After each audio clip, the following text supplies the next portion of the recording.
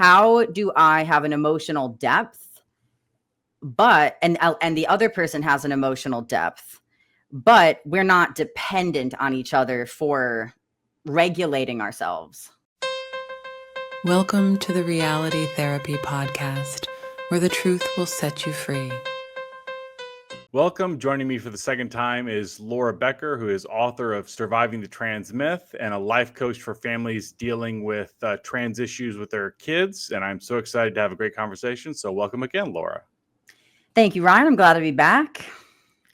Awesome. So we had an interesting conversation and had some messages back and forth about gender and dating and all these kind of things popping up that I feel like are super relevant to a lot of people right now.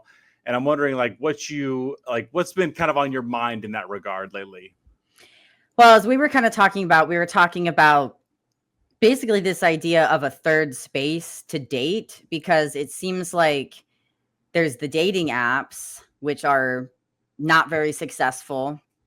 And then maybe on a more conservative realm, there's church groups or religious groups. But what about people like myself who are not religious? Like, I'm spiritual, but I'm not religious. And then there's a lot of people that are not even spiritual. So this idea, like, where do we go to find community? I feel like it points to a larger problem of the loneliness crisis in general, because most of the time people would make friends with people that they would date through their existing network socially, and now people don't even have friends. So maybe that's kind of where my head is at. Like, how can we get people connected to their tribe when we're so disparately located around the country? People move away from their families. Jobs are often remote. Like, I work 100% from home doing life coaching over video. So I don't have a job to go to, and I don't have a church. So I don't know, dating apps have pros and cons. So I've been kind of thinking about just that existential question. How can we find a tribe, especially in this era where tribal affiliation can be so harmful, like political tribes or people like myself who have left a cult in the past. I left the trans cult. So people like me might be even more hesitant to have strong tribal affiliation. So I feel like I guess the question is where's the middle ground for people that maybe are more libertarian, not really conservative religious, but also not progressive. I'm just going to go on some polyamorous kink app, you know? That several things just popped up, which I feel like it's going to be a theme. The first one is I saw a study that 81% of Gen Z fantasizes about monogamy. And I was like, wow, it makes so much sense, though. It's in those kind of spaces, it's kind of like polyamory is so cool and hip. And it's I really just kind of want this more traditional, coupling, The other one of my favorite Christian jokes is Jesus's greatest miracle was having 12 close friends in his 30s. You're right. I have church, and that's a big source of meaning for me. Prior to that, a big source was AA, but that's that you're really rolling the dice dating in AA. You don't know what you're going to get there. And there's places like the gym, but I feel like I've never asked someone out at the gym. That feels so awkward. You're all sweaty and people don't really come there for that. I heard someone say, oh, run clubs are the new dating apps. And I don't know that I could do that. People say take a cooking class. None of these ideas sound really good to me. So I really empathize with where you're at right now.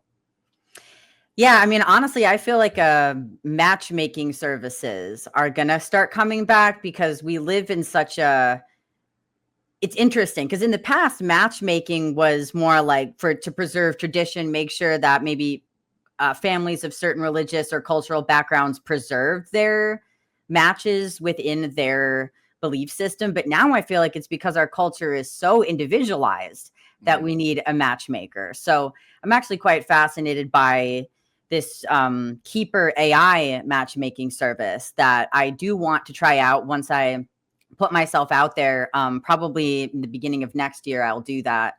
But it uses AI and it gets data from all these other online dating platforms and apps to start building profiles. And then, if my knowledge serves me right now, men have to pay for it, but women do it for free. Ooh, So it kind of okay. incentivizes a little Yeah. bit of, the male investment. These are people that are obviously seeking very serious long-term matches, right? So I personally love that model.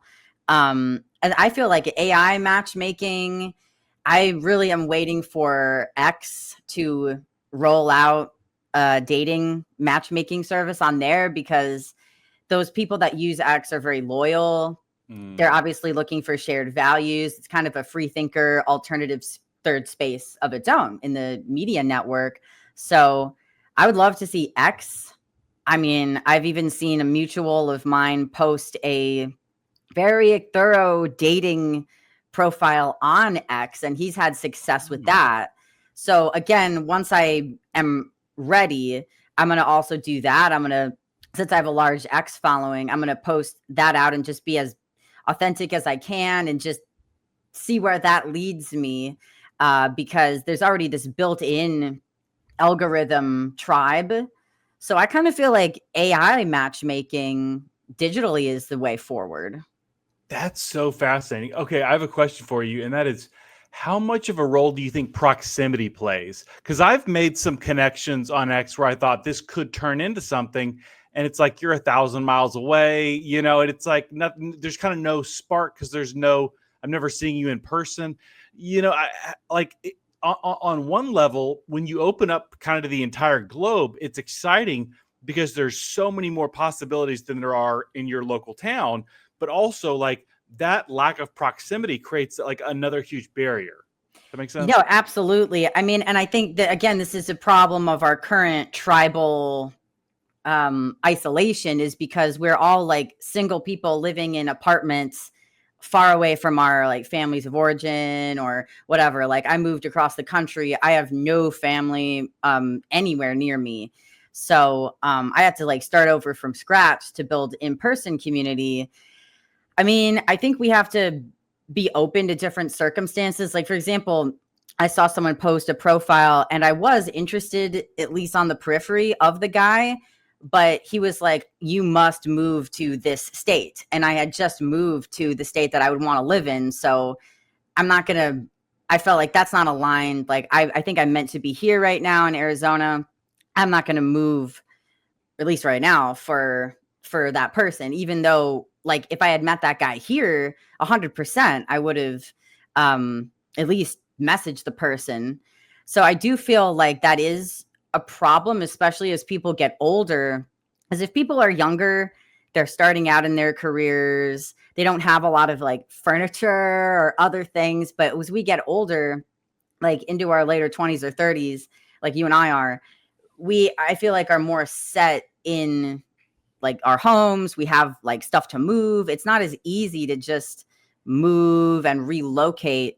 At the same time, though, a lot of our jobs these days are remote or hybrid. So, like, in some ways, it might be easier to move or relocate. So, I mean, I feel like it's up to the individual, but that would definitely be one of my primary concerns is, meeting somebody that there's a strong connection to, but then we're in different locations. It's like, I don't know. That kind of brings up, I mean, the proximity thing is like a big one. We're just talking about that. And another one, kind of like you mentioned, like a hyper individualized world. And I'm wondering if you've noticed this, but it feels like, especially you're still your 20s, right? I'm 28. 28. Yeah, I'm 38. And I feel like the older you get, the more you become kind of solidified as a person and like stuck in your habits. And I feel like, you could run into a situation where, there's like some spark or some chemistry and you realize, oh, you're Lutheran and I'm Methodist. Like this is we're completely incompatible. Or you're a traditional conservative and I'm a MAGA conservative. Like we'll never be able to make this work.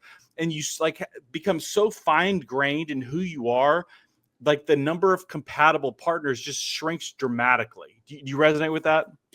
I do. I mean, my thing is I'm a very self-aware person. So I extremely like individual personality psychology, all of that. I very much know who I am, what I want, what I don't want. But at the same time, one of my highest values is growth, a growth mindset and adaptability. So that would be what I'm mostly looking for is, can I find these core things? Like, obviously there's certain deal breakers, right? Like I want to get married and have kids. I want to, work part-time or stay home with the kids in a more traditional setup like that. Obviously looking for someone who isn't woke, right? Like there's certain things. I also feel like within that, I feel like you can't be too picky, because otherwise, like, what are you being picky about? Like for me, I know we've talked about this. I'm not Christian but there's so many different types of Christians that there's some that are a little more orthodox, and they're like, if you're not Christian, you are going to hell, and I will not reproduce with you. Yeah. And then there's other Christians that are just like, hey, like I find the Bible really helpful, and that's like, it doesn't matter to me if you believe blah blah blah, little tedious theological thing. So for me, if I was to say, oh, I'll never date a Christian, that's really excluding a ton of people. So I don't know. I do feel like you have to know your specific deal breakers and then have that discernment to be like, I don't know, maybe I could, have some flexibility here. And I do feel like having a growth mindset versus like a fixed mindset would be the biggest indicator of that compatibility. That's interesting. Okay. I want to spin off of this. You mentioned like having children was a goal. And I feel like in kind of your traditional, the bar scene or like hookup culture, to me, it's awkward enough as it is. Like I'd never know what to do with my hands. It's like, it's like you're interviewing this person that you don't know, and it's loud and you're not going to get to know them. You're interviewing them to see if we want to like go home and do this very intimate thing, even though we don't know each other. Like that's just awkward. But I feel like dating, like my church had a singles conference like a few weeks ago. And like, a woman came up to me, like talking about how like she really wanted to have kids. And something resonated with me. Like, this is actually more awkward in a way than like hookup culture, because you're kind of interviewing me to like, would you bear children with this person? Like, would you be the father of my kids? Like when you think about it, like in that type of regard, like, there's actually so much more pressure. Does that make sense? There is. Yeah, absolutely. Like I've had a lot of negative relationships in my life. Last year, I had my first where my reproductive drive was very relevant to it. So I like was fantasizing about having kids with this person. Obviously did not work out. And for the best that, we didn't have kids together. But it was very awkward, like talking to him after and being like, once the chemicals or whatever, like kind of died down, you're like, oh yeah, I was like really fantasizing about very intimate things with this person. I mean, at the same time, there's part of me that just really doesn't care at all about the awkwardness. Cause I'm just like, if you can find someone where you're both pro-life, and by that, I don't just mean like on abortion or anything. I mean like pro-human, pro-existence, like not suicidal, jaded, or depressed. Like if you can find someone like that, I feel like it's not even that awkward to talk about having kids. Like, I don't know. Like, I think that especially if you just intellectualize it, you can get away with anything. That's interesting. How do you intellectualize that? Well, you just do what I do, which is talk about like reproductive drives very clinically. I think I remember you're kind of inspired by evolutionary psychology. Yeah. And like, okay, I just want to talk about, I love ev psych first of all, but how awkward it can be to talk about it. Cause like on a individual human level, these are incredibly powerful drives that trigger like incredibly powerful emotions. And then you're explaining this in like this kind of like really dry academic way, like, does that resonate? Yeah. I have two main defense mechanisms against anything. The intellectualizing and then humor. So if you could just use humor and intellectualizing, which I prefer, you can really talk about anything. Like that's how I go around talking about like really brutal trauma and like crazy shit that's happened to me, I'm just like, I'm either talking about it really academically or then I like throw in some dark jokes. I feel like it doesn't work on everyone. Like there are people that either they're too insecure in themselves to match that level of honesty. And then in that case, that person would not be compatible with me. But if someone who's open has maybe been humbled by life to some extent and they're an adult, I feel like adults should be able to talk about these things and have a sense of humor and levity to it. And it doesn't need to be like cold, like in an autistic, like, hey, do you want kids? Yes. How many? You know, things. It like you can be an authentic person and be polite and ask people questions about other things, like make small talk. But I will say for me, what I usually do is just make small talk about like the most intense, crazy shit. And then I'm like, okay, if you can handle that, then we can back up and go to the more like shallow level. I like that. Yeah. No, one of the things I see in evolutionary psychology is just like I feel like it's the way they talk about things is awkward. Like describing female sexuality and female fertility as like a resource. Like it seems weird sometimes. I love it. I absolutely love thinking about it like that because I was so confused thinking about gender and the trans cult and the queer ideology that deconstructs the meaning of everything. So for me, having something where you think about it as this primal kind of game, like game theory, like it really has helped me to ground myself in being like, oh, okay, so the man protects and provides because he has the body that is expendable, because the woman has to have a longer investment because she's gestating a child. Like it really helps me to think about it like that, in that complicated, very literal, or like literally thinking about organic nature, thinking about us of like being flesh and bone animals, you know, like the mammalian side. I feel like that's really helpful. Yeah, I mean, like even when I was in high school, if I was going on a date, my mom was like, wear a nice shirt or something like that. It's like, okay, mom. And it's like on a whether the woman's thinking about this or not, on a subconscious level, you're trying to get her to think like, I have enough resources to provide for you and our offspring, right? Like, so if you understand this, it's like there's so many kind of subconscious variables that you're able to play into like more accurately, I guess.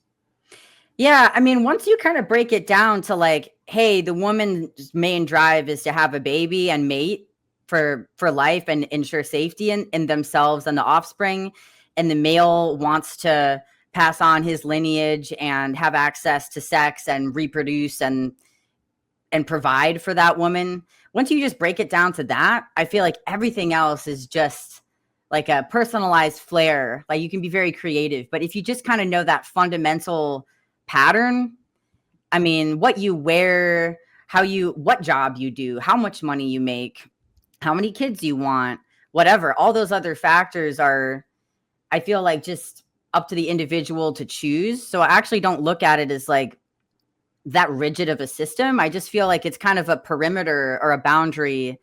And then within that, you can play with it.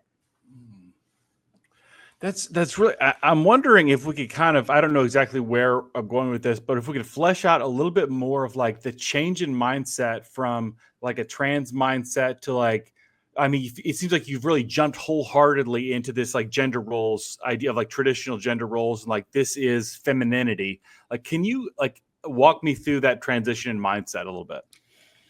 Well, I mean, in the past, I was unconscious about my reproductive drives. And so I was always very like a hopeless romantic and very obsessed with like trying to have sex. I wasn't very successful at doing it, but I was trying to have love and all this. So I was always operating from this like standard evolutionary female mindset, but it was distorted through this lens like, oh, well, if I say that I'm female and say that I want to get married and say that I want a monogamous relationship and want to have a family and have love, then that somehow is generic or cheap or common or like dehumanizing. Because that's a lot of the like third wave feminist type rhetoric and just really jaded, like anti-capitalist, anti-natalist, anti-human stuff. So it was actually pretty easy for me to break out of that mindset once I was just like, oh, just biology exists. Like just being, oh, biology exists. And I've thought about it in like down to the level of like female genitalia and male genitalia, and thinking about like, where do these stereotypes come from that women are more passive or receptive or agreeable? Well, think about the genitalia. The genitalia literally receives the sperm. The male literally provides the sperm. So like, I know that's a simplistic symbol, but like there's that when you break it down, those are the building blocks to life. That's how it's done mechanically. Expand out on that. It makes total sense why these sex roles and these sex stereotypes ended up being created. And obviously sometimes they went to extremes, but to me, it makes total sense if you just track it all the way down. I think that's hilarious that you brought up kind of the male and female reproductive stuff, because when I was researching for my book, one of the things I ran into is there was a group of feminists who critiqued biology textbooks because they said by portraying the sperm as active, you make it look macho, and the egg looks passive, and you're playing into traditional gender roles. I mean, well, that's the thing is like, I've kind of studied some of the Taoist ideas like yin and yang, which is basically male and female, and they don't link it exclusively to men and women. They link it to energy. So like the yin energy would be the feminine energy, or the receptive, soothing, nurturing energy. The yang energy is the active energy. So again, like it doesn't need to be so based in power. It can just be based in energy. And if we look at energy as neutral, like, hey, we need yin and yang. In fact, we need a blend of them. That's why that symbol exists with the black and the white and the white and the black. So I look at it more of like a dance of energy, but the feminists will often look at it like a hierarchy of power, which that again, sometimes hierarchies do turn into abusive power structures. But I don't think that the dance of male and female energy, or receiving or giving, is inherently oppressive.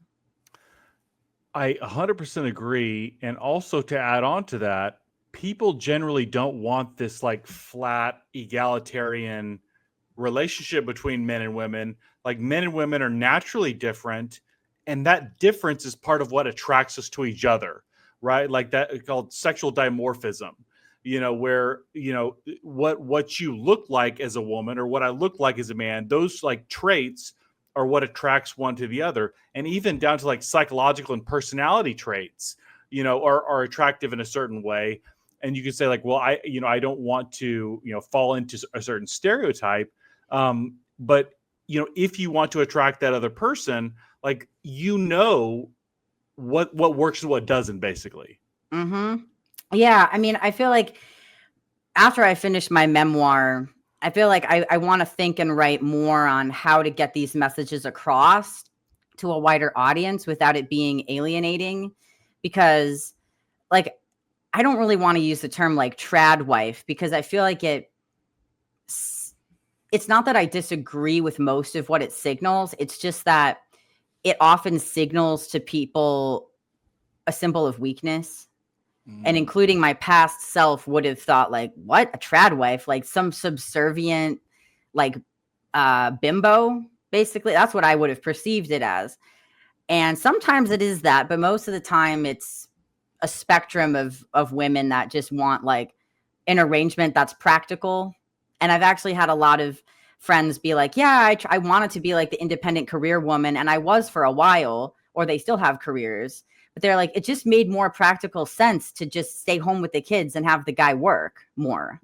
And to me, that's kind of what it comes down to. Like, it's just a practical scenario. I think, there's certain things about the trad stuff of like, if I had like a wife who stayed home and like homeschooled the kids, like something about that is kind of appealing to me. So like, I understand that. But I feel like a lot of the revival of trad culture is like, it's going to sound weird, but like almost like a fetish.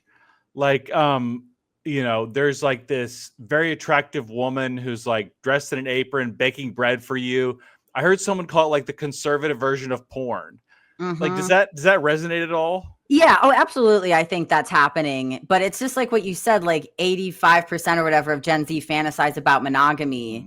Like, people fantasize about that because it's normal. I'm not saying every woman needs to literally wear an apron 24 hours a day or whatever the specifics are of it. But the idea of having a safe family life, I mean, look at like anything in psychology, and you're going to see that that's at the root of most people's problems or most of their metrics of happiness.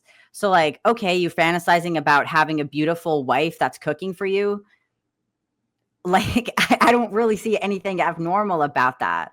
But again, how do we get that message across that it's not basically, I think for women, they just don't want to feel like they are objects. They want to feel like they can be valued for their minds, their bodies, and their souls, that they have options beyond only cooking.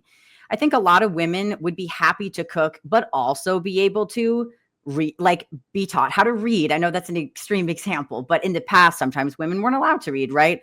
So that simple example, I feel like if women like myself in the past could be taught, it's not dehumanizing to be a mother. It's not dehumanizing to be a wife, but also teaching men, women are not robots. Like, you can try to follow this very rigid structure, but if it gets too rigid and orderly, which is another thing of the chaos and order thing, Jordan Peterson talks about that. If it's too orderly, with the men tend to be more orderly and rigid, then it's going to be authoritarian. You don't want to have an authoritarian marriage. You want to have an egalitarian marriage, but that's based in the practical reality of biology. Like equal value, but not the same roles. Yeah. Yeah. So I'm wondering how much you think unrealistic expectations play on this. We've got like Instagram, pornography, romance novels, like all these reality TV shows. Like, kind of what I was thinking about the other day. I don't know if this is accurate, but I feel like a lot of people, let's say you're like a 5, like the average, right, statistical average 5 out of 10. And you see like these perfect 10s in like social media or on TV or whatever. And you say, I'm probably like not in that league, whatever. So you kind of bump it down like one notch and you assume you're like looking for a 9 basically. And then you're having trouble like making that connection. I don't know if I'm like way off base here. Do you feel like expectations are a problem? Expectations of what? Like what, I think part of it has to do with the apps where you can swipe basically to infinity, and like that perfect person is going to be, just around the corner. And you might take like the different people you've dated in the past and take like, okay, like this one was the most intelligent. This one, we had the best emotional connection. And like you're like almost like assembling a Lego person, in your head, like the perfect person. And that's one swipe away at all times. Does that make sense? Yeah. I mean, I think that we have to value practicality maybe more than sometimes we do, but I think it depends on age. Like, when you're younger, you don't have long-term planning, and so you are just looking for immediate gratification, or like, oh, I'll just find someone later. Once you get to be over 25, especially for women, they get to have a reproductive drive, and they really are serious about looking for a father for their offspring. Your priorities change, and you are looking for more like stability, consistency, things like that, versus like, oh, they have to have brown hair, things like that. So maybe age. That makes sense. And maturity level, because age does not guarantee That is true. maturity level. That's very true. Okay, here's another thing that I'm playing around with in my head, and I call it the bullpen. Like, I don't know if you're familiar with baseball, where it's not like that much. Okay, so there's like a pitcher on the mound who's like in the game throwing pitches and everything. And then like off to the side, there's like this like kind of a warm-up area. And like the coach will say like, give me a right-hander and a left-hander.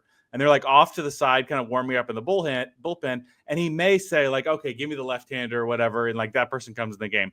I think dating is a lot like that, because a lot of people, and I've been guilty of this in the past, where you have like kind of multiple people, like you're kind of putting these little investments in. You're not dating, but you're like, they're kind of off. It may be like an ex. I see this a lot of people like, if this ex gets things together, like I'm going to try to make something happen with them, but I might kind of entertain something with you now, just a little bit. And it's kind of, there's like all these ambiguous relationships, and it's hard. It's like, well, I don't want to jump in too far and commit too much if I know like you're kind of waiting on this other thing.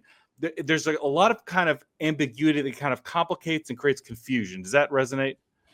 Yeah, I mean, I see a lot of men online complaining about women monkey branching. What does that mean? It basically what you just said, where you holding onto one branch, one guy before, and then you'll grab onto the other one and you're holding both, and you can only go from guy to guy or girl to girl. Yeah. I mean, personally, I don't really relate to that. I mean, my attachment experience is largely based in childhood abuse. So, I mean, the way I see things is very different than the average person.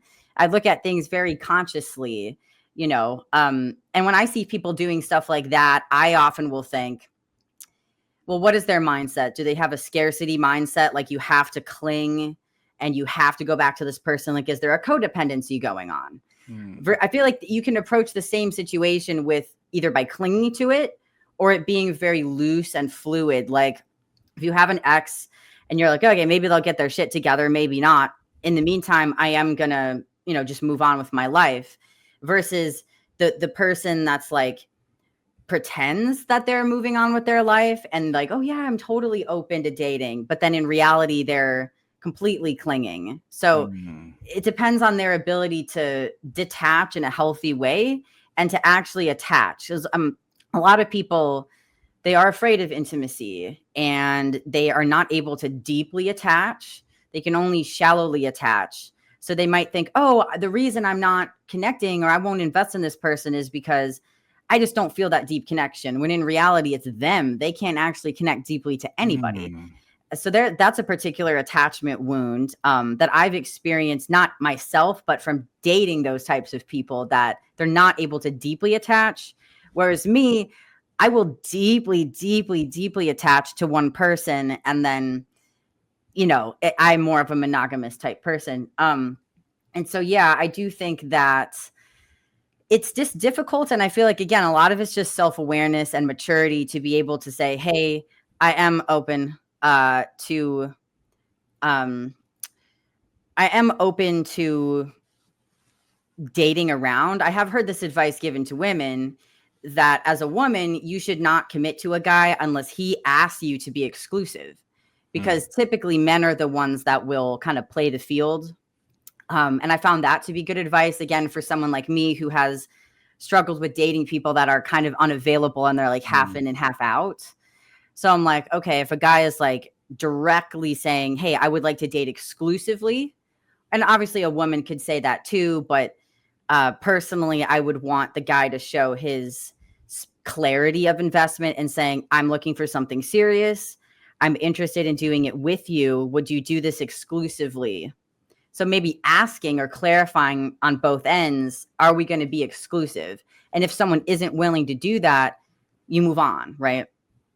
Interesting. So you brought up attachment styles, and I feel like that's a fascinating topic there, especially with respect to dating.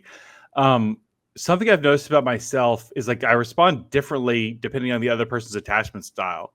So like an avoidant attachment style is really tough because you're never secure. You always feel like you're fighting for that affection and fighting for that love, essentially.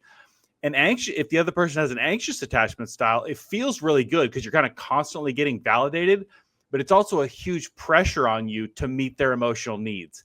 And I feel like those, at least to me, like those actually secure relationships are so tough to find. What do you see in that regard? Yeah, I mean, I think I can see both ends as someone who is recovering from anxious attachment. I think I'm pretty secure now, but if I'm with someone who's avoidant, obviously like anyone is going to be struggling with someone who's just not available.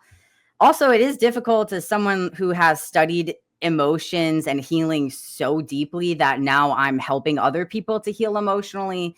It is a little difficult to find guys that, even if they are secure, could even possibly match that level of depth that's to me my biggest concern dating. I mean, there's lots of guys out there that are just like run of the mill conservative guys that like want to get married and have kids. But how many of them can match not only the intellectual, but the emotional intelligence that I've taught myself? I didn't used to have it. I taught it to myself. And once you've learned it, you can't really go back. So that to me is a struggle, when you are that deep. But I've learned from, dealing with people that are kind of cluster B or borderline, or even myself as a teenager, you cannot make someone else responsible for your emotions. So ideally, like myself, becoming secure, teaching yourself, how do I have an emotional depth, and the other person has an emotional depth, but we're not dependent on each other for regulating ourselves. That's fascinating. That it kind of comes back to that what we were talking about earlier with like you have like these very individualized wants from another person. And you're talking about like once you have this like intellectual connection and emotional connection and you like vibe on these different levels, like that's what you expect, like that's what you want. And it becomes harder because like like you said, you could connect on these other areas, but like you are a very self-aware person. I like to think of myself in the same way. If I can't talk about those kind of terms to describe deeper feelings of my connection with you, I'm going to be very limited in how much I'm able to like bond with you. Does that make sense? Well, part of it's probably, people bond based on IQ, right? So like you and I, probably have a higher IQ, more at least like on the verbal area, right? And so to me, my therapist was like, Laura, I know you're going to struggle because you're smarter than like 90% of people. I'm like, that's a big statement. Okay. But like, I don't think he was trying to be flattering, but he was just he's always saying I have too high of like optimism and yeah, to be fair, I have been disappointed because people typically cannot like meet me there. But I think it has to do with IQ. Like if we can talk about these things on the meta level, like the way, we would talk in a therapy session or something like that. Like, hey, I noticed you said this, like, I felt that way, what's going on? I mean, I feel like people of any IQ could learn that skill, but maybe people with higher IQs would, at least for me, like verbally processing it, taking a little longer, like more communication about it, maybe more, levels of communication. Like I'm operating 24 hours a day on the metaphysical level. So I'm thinking about energy, spirit, body. I'm thinking about so much, that most people, they don't operate on that. But there are people that do. So I think, whatever your level of consciousness is, that's going to be necessary. Yeah, that's really interesting. Man, it's just, I keep thinking of like, it's like there's different filters. Like you pass through a certain gate and then you've got the next gate. And like pretty much for almost everybody, like looks are the first filter. They have to like meet a minimum threshold of attractiveness. And then it's like, okay, how was our conversation? Did we connect in some way? Was there chemistry? Was there witty banter? And then you've got like IQ and EQ and like, it feels like, when you finally find someone who does like get through all those gates, then you don't get through their gates. It's so terrible. Yeah. I mean, in my experience, the only reason, now I'm not trying to sound like bragging in any way. It's actually sad. The only reason that I haven't gone through some of the people's gates that I wanted to go through was because they were scared of the depth that they would go down. So like, I haven't yet experienced a long-term relationship with someone where we would both get through those gates. I have not had that. It's always been me being like, let's go through all the gates. And then they're just like, I'm too scared to go there. Even if there is those other resonances. So that's why for me personally, and I would recommend this for a lot of people that struggle with the same thing, I think clarity and commitment are the two things that you really need to look for. Like all this other chemistry could be there. All the chemistry in the world could be there. But if the other person isn't willing to honor the love, honor the passion, and actually commit to it, it's not going to go anywhere. Do you catch yourself if you meet that rare person who like you get through all the gates, they get through all the gates, like you've got that connection, it's like going deep, like to go too fast on that emotional connection? Because I feel like when I like meet that person, it's like, okay, what are we naming our kids? Yeah. You know what I mean? Yeah, I've always been that way. And I don't see anything wrong with that. Like I look at it as a deep capacity for love, a deep capacity that traits that would make me a good wife, make me a good mom. The only time that's a problem is when I'm trying to create a home with someone who isn't willing to step through the door, which is what I did with my last situationship person. He wasn't willing to go through that door, and having all these fantasies. I've come to forgive myself for that impulse and say, like, you know what? Having this fantasy shows us where we want to go. So take all of these fantasies you had about kids, domestic life, conversations, road trips, whatever it was, hold that in yourself and know that there's another person out there who wants all of that stuff and will meet you there. Interesting. So what do you see? You brought up situationships. Tell me like what you're seeing there. Well, a situationship is basically an undefined relationship. It's ambiguous. So in my case, I think we were in love with each other, but he just would not label it or commit to it because he was scared of getting married and having kids again. He had already gotten married and had kids before, and he wouldn't go there again. So this was a very, for a situationship, it was pretty mature. A lot of situationships are associated with like juvenile, like dating app behavior. This was almost like a marriage and kids situationship where like I loved his kids. It was very like domestic in a way. But it still was a situationship because it was undefined. And so I think, again, that's why I realized is the problem here, that you can have the love, you can have mutual fantasies of marriage, kids, all this beautiful, wholesome stuff. But if there isn't clarity of the label and there isn't an investment in honoring the love and building a future together, then it's going to fall apart. It seems like what is the payoff to maintain that ambiguity? Because I feel like someone's got to be getting something out of that. Oh, well, that it's definitely different for each person, especially depending on their attachment. I mean, it's the usual things like, why do people end up in those situations? I think probably loneliness is the biggest one. We live in a very lonely culture. I think loneliness, sometimes sex is a big one.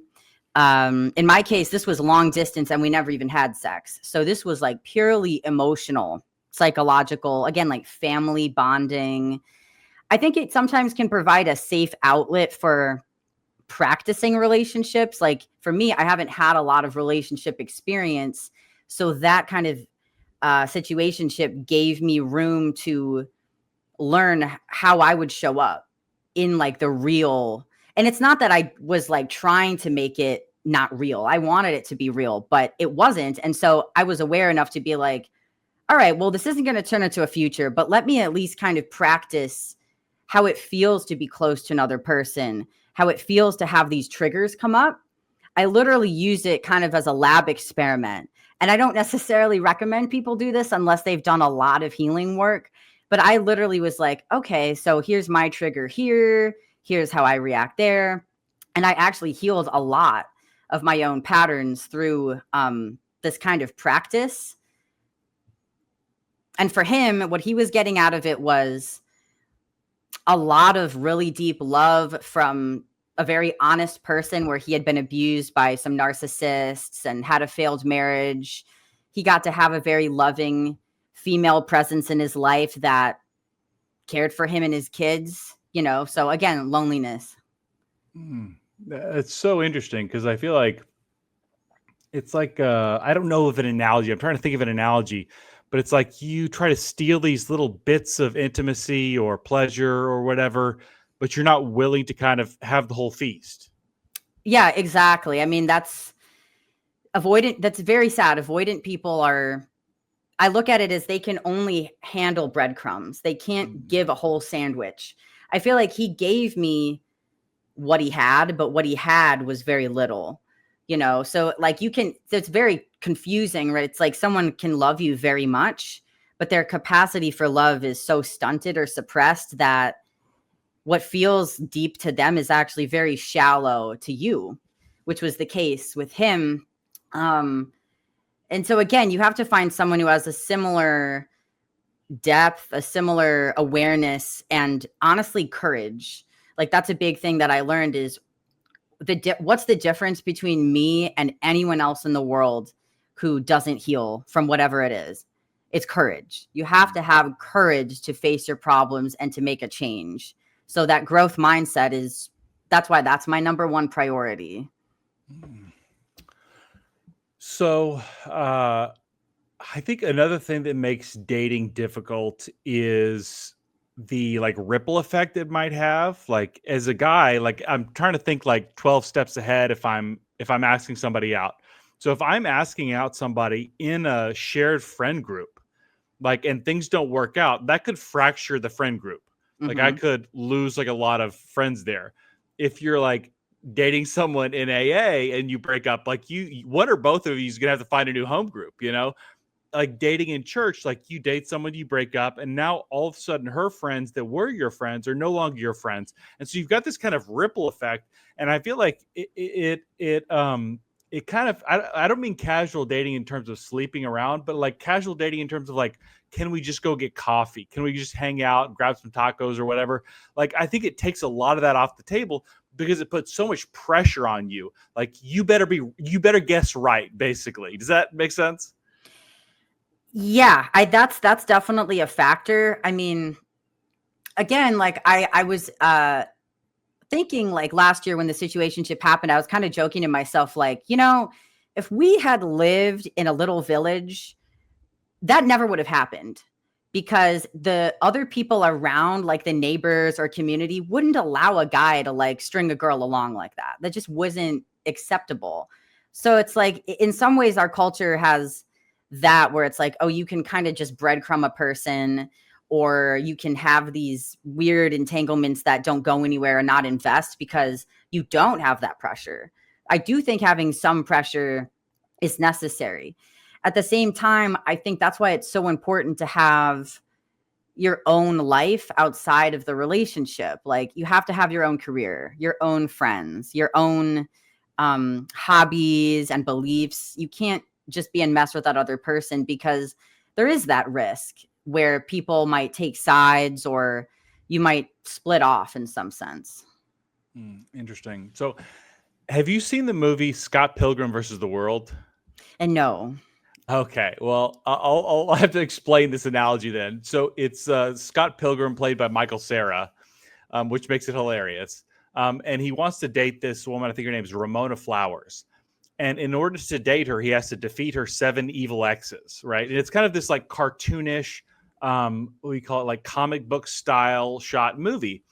And I started thinking about that in relation to serial monogamy, where I was reading an article the other day where the average time it takes to get over a relationship, like 100% over the relationship emotionally, is 8 years. I was like, wow, that's a really long time. So if you're like bouncing from relationship to relationship, like a year each, like that kind of defeat these 7 evil exes, that's like kind of an apt analogy, I feel like, because especially if they're like still hanging around in this person's life, it's like, if I'm like displeased with you, if we have a fight, if you get boring, like I always have this thing to fall back on. Does that make sense?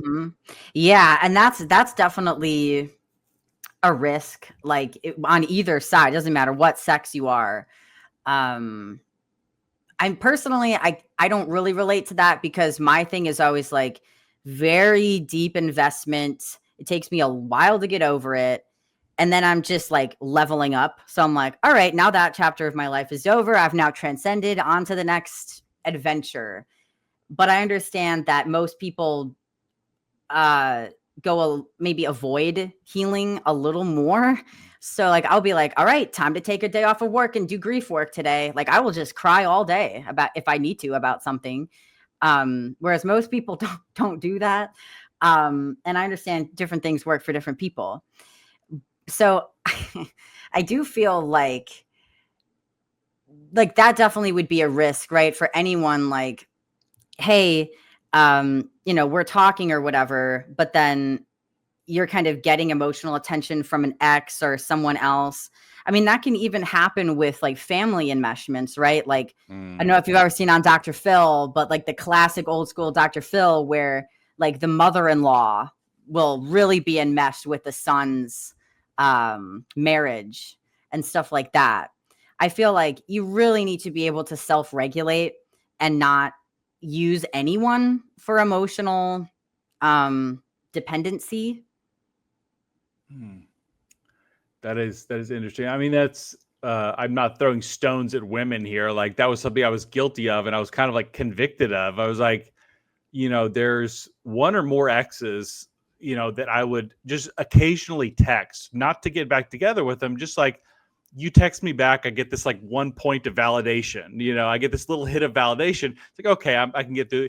And it's like cutting off those people. I don't intend to make anything happen there. Like that was kind of the only reason those, I was kind of maintaining those connections. It's like, okay, completely cut that out. I'm going to be 100% actually single. I'm going to get any kind of validation from my male friends in my life. Like, I feel like that is a big courageous step. And I think to me, in my mind, it was like, if I want to prepare myself for, I think what is supposed to happen, what I want to happen next, I have to push all this stuff aside.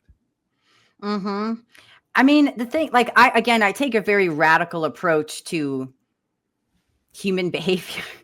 Maybe this isn't radical. Actually, this is very traditional, but I really believe in forgiveness as a big step. Like I've had so many when I was in my trauma phase and in the trans cult and everything, there was a lot of trauma. There was a lot of abandonment. There was a lot of like blocking people, ghosting people, cutting people out, never speaking to them again, and so now and handle any relationship, I really want to just forgive. But I also feel like people don't really understand how to forgive.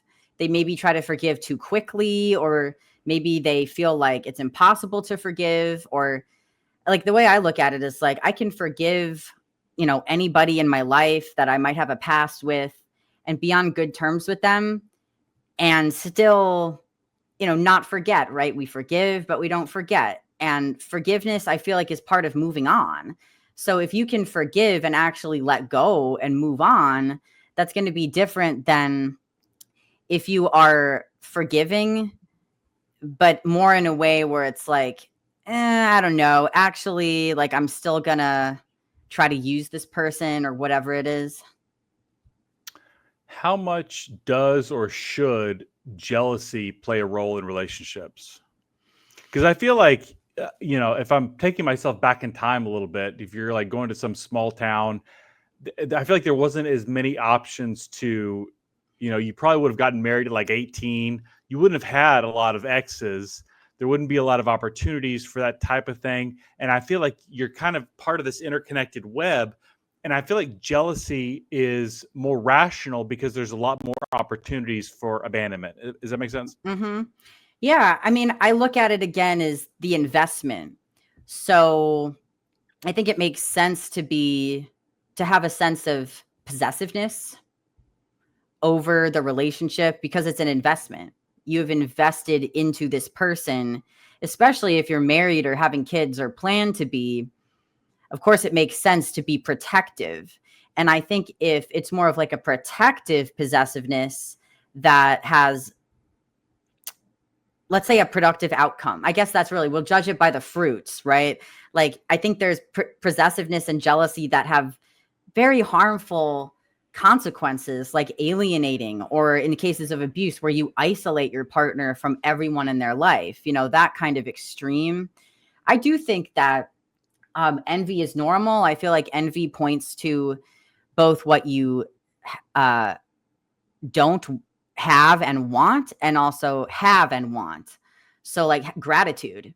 So if you're like, hey, I love my partner, I'm very grateful for them, and I want to have a life with them, I'm going to protect that sanctity of the bond. I think that's great. So if you are someone who's kind of looking on this landscape with just confusion, like looking at dating, um, I would like to answer, like, if you could advise like a young man and a young woman, like Hmm. separately, like what advice would you give these two people? That's a good question. I mean, a kind of traditional question on that is, would you date you? Would you date yourself? And I think that answers a lot of questions right there, right? Like, and that can be for both sexes. But then also asking, like, why should a man want to date me? Just any guy. Why would anyone want to date me? What are my good qualities? What are my weaknesses? What can I offer? What am I working on?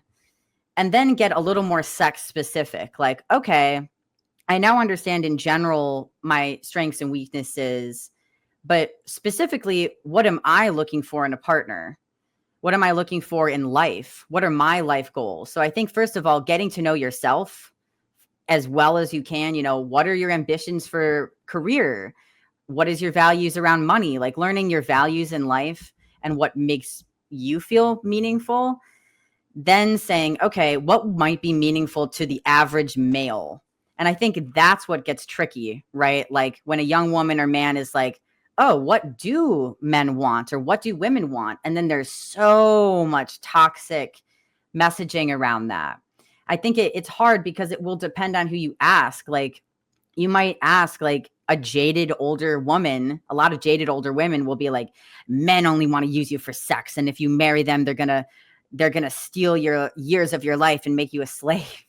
Or you ask a jaded older man and he'll say, women only want your money, don't ever give them a dime. Like you have to make sure that you're asking a variety of sources, not just jaded ones. And also you don't just want to look at someone who's had success either. Like I think observing as many different couples as you can, and seeing like, all right, what are the common complaints that men have about women? Where are they right and where are they wrong? Like, and maybe not right or wrong, but what is reasonable versus unreasonable? Like, is this person being hyperbolic? Like, basically looking for logical fallacies. Like, if someone's using all or nothing language, like a man or a woman, like a woman might be like, all men are, emotionally stupid. All men are just big, dumb animals. Or a man might be like, all women are sluts and whores. If you're seeing someone using all or nothing or catastrophizing language around it, that's probably not going to be a very accurate complaint. So maybe looking at complaints that are a little more nuanced. Like me, for example, I feel like I have a pretty nuanced complaint is to say, like, there are a lot of guys that might suppress their emotions instead of dealing with them, and that can create avoidance, and then they don't commit. I feel like that's a very reasonable complaint. And I feel like young men looking at what are the average reasonable complaints that men have about women, and for young women, the reasonable complaints that women have around men, then averaging that all up and kind of saying, okay, so this is generally what men or women tend to be like. Here's who I am. Here's what I offer. Here's what I'm looking for.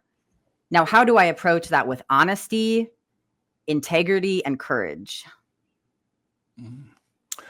So you've touched on this quite a bit, but I want to flesh it out a little bit more. And one of my big crusades is against what's called the red pill. And I'm sure you're familiar with that, especially like what people call black pill, just being like cynical and nihilistic. A lot of younger men just kind of like quitting on life, basically. It's like, a woman will never accept me. She only wants a guy named Chad. I'm going to sit here and play video games and watch porn. And like, just to be able to reach through and shake this guy and like, no, like you don't have to quit. Like you can participate in life. You can go get a girlfriend. You can get married. What would you say to this type of person who's like bitter, cynical, resentful, nihilistic? Well, that is the $1 million question. And that's basically what we're dealing with a lot of time in whatever type of counseling you're doing, is that type of like hopelessness. I feel like a big part of that is expanding their mind out of black and white thinking. So like if the person's like, women are trash, like they just reject guys like me, maybe asking them like, all right, how, which specific women have rejected you? And they might have like one or two, right? It's like, hey, are you going to use one or two human beings of 7 billion on this planet as your data set? Maybe you need to expand your data set a little bit, like getting them out of black and white into that gray area. I also always suggest for any type of like cognitive healing work, getting out of the black and white around like good or bad and or positive or negative and getting into acceptance. Like it doesn't mean that you have to like it. It doesn't mean you have to hate it. But can you just accept that it is what it is? And I think it sounds easy, but that's really where most meaningful change happens, I think, is when you can get someone out of despair, get them a couple notches into a gray area and start to be like, okay, maybe I can accept that I'm single and broke. Maybe I can accept it a little. Like, how do I release in the Buddhist sense? How can I stop clinging so hard and just loosen your grip a little? Because if you can't loosen your grip, you're never going to actually be able to move into anything positive. So getting into acceptance. I like that. If you could wave a magic wand and fix the contemporary dating market, what would you do? I would just heal everyone's childhood trauma so that they're all emotionally available. No one has any attachment issues. And everyone is just able to have a like personalized matchmaker that can just have access to everyone who's available to dating and just be like, hey, there's 20 guys right in your town that would be great for you. Let's facilitate that. Wow. How would you, let's flesh out this matchmaker thing. Like, how would you make that a thing? Like, well, I think, like I said, the AI, I mean, last time I looked at Keeper AI, they had some pretty extensive personality inventories in there. It was very thorough. And it was the AI that kind of sourced the data, but it was actual human beings that analyzed the data and then matched the people. So the AI might find the profiles and like look for keywords and ages and demographics, but then a human being would sit down and be like, yeah, I could see why this person might be good for that person. That is so fascinating. Is Keeper, is that expensive? Do you know? I don't know. I haven't looked at it in a few years. Is that the one where it's like you take an IQ test and stuff like that? I don't know if it's an IQ test, but they do, there's a lot of questions to fill out, and there is probably some IQ research in there. Fascinating. Yeah, that is really interesting. That's something to definitely pay attention to, I feel like. Yeah, they're on Twitter, the Keeper AI, and I'm just kind of keeping my eye on it because I'm just sorting out a couple things in my own personal life before I put myself out there. But once I do, I am going to look at I'm going to completely fill out the Keeper AI. I'm going to post a very thorough dating profile. And honestly, I think even just writing it, like even if you weren't ready to post it yet, like just writing out everything, like if you had to just dump everything that you want, everything that you are, I feel like that could be helpful for people to just have that self-awareness, because there's certain questions that I need to think about that I haven't even thought about yet. Like, and again, maybe I'm getting a little ahead of myself, but I'm very thorough intellectually. So I'm like, all right, I know I want to have 2 to 4 kids and I know I want to homeschool, but I haven't yet researched specific homeschooling methods like that. So there's a couple little things I might personally research first. Not everyone has to be so thorough about it, but the more that you know, the more you know you don't know. So you might find like, hey, I want to homeschool, but then there's some like crazy homeschooling method that another person's like, yeah, I totally want to homeschool.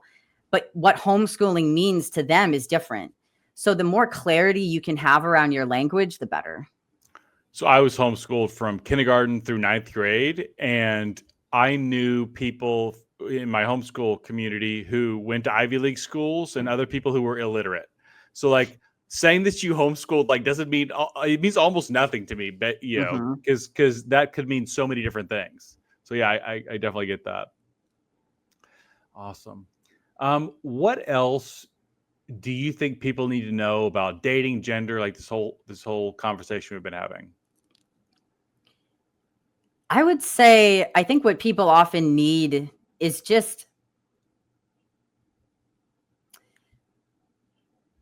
have some compassion for yourself. Like wherever you are in the dating world, if you're going through a breakup, if you're in a relationship, whatever it is, have some compassion for yourself, because extending compassion to yourself, you're going to extend compassion to others. I think women, we need to have more compassion for men. Men, we need to have more compassion for women. And that starts with ourselves. Can we forgive ourselves? Can we forgive our moms? Can we forgive our dads? Can we forgive our exes? Can we forgive our teachers? Can we forgive God? If you can forgive God, I think you can get it over about almost anything. I like that. I have loved this conversation. Laura, where can people find you? You guys can find me mostly on X at Laura Becker Real. You can also email me at laurabeckerofficial@gmail.com. I do coaching, consultations for really anyone who wants to self-improve, grow, heal, but especially for families that are dealing with the transgender issue. I work with teens, young adults, families in a holistic sense, coaching them through how to get their kids deprogrammed from the trans cult, and then how to heal and move on and live meaningful lives. That's fantastic. I love the work you're doing. I love following you, and I would love to have this conversation again anytime. Awesome. Thank you so much, Ryan.